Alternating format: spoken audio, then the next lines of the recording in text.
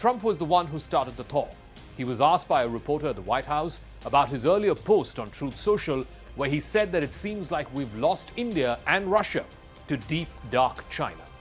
Trump walked back on his comments somewhat, and he said he will always have a good relationship with Modi. I get along very well with Modi, as you know. He's great. He was here a couple of months ago. I always will. I'll always be friends with Modi. He's great. Prime Minister. He's great. I'll always be friends. This was seen as a potential opening in New Delhi and a window for the Prime Minister to reciprocate and match Trump's gesture. And that is exactly what he did.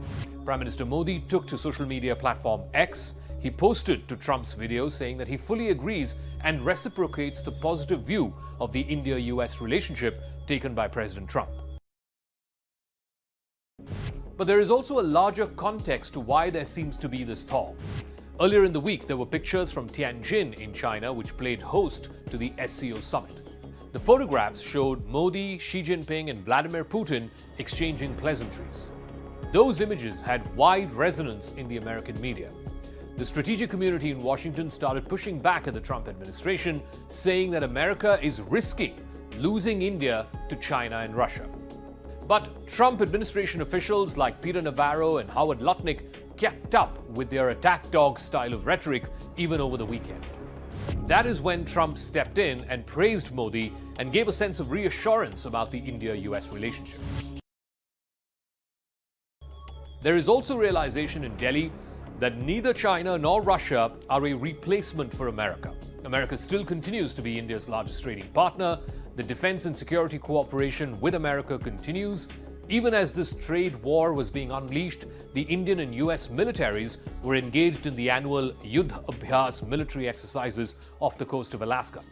Earlier in the week, there was also the official 2+2 diplomat-level talks that happened virtually with diplomats and officials from both the MEA and the MOD and their respective American counterparts. The idea was to show that institutionally, India and the United States are firmly aligned at the hip, and that it was business as usual, never mind the noise around trade and tariffs. Trump claimed on social media and thereafter publicly on numerous occasions that it was he who stopped the war between India and Pakistan. Delhi refused to give him any credit, saying that the ceasefire was attained bilaterally. No government in India can afford to concede that there was any third-party mediation between India and Pakistan.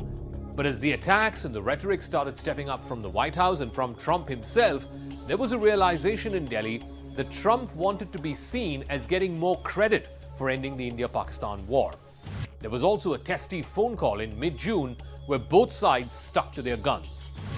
Then in early August, Trump imposed the Russian oil tariffs on India, the only country in the world to have the additional sanctions of 25%. That was a red line for New Delhi.